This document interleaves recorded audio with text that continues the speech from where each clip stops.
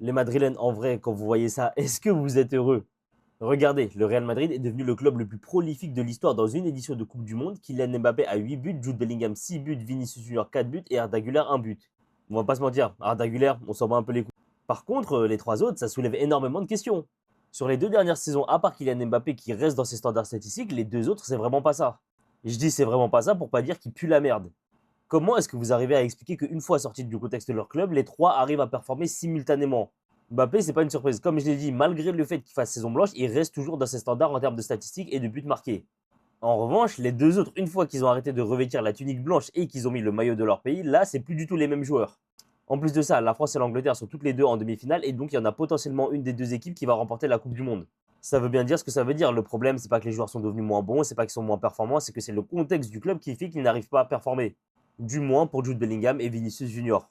Et si, en rentrant de la Coupe du Monde, les trois n'arrivent toujours pas à performer ensemble, c'est quoi les conclusions qu'il faudra tirer? Que le problème, c'est l'ensoleillement du Bernabeu? Que ce qui les booste, c'est le soleil américain?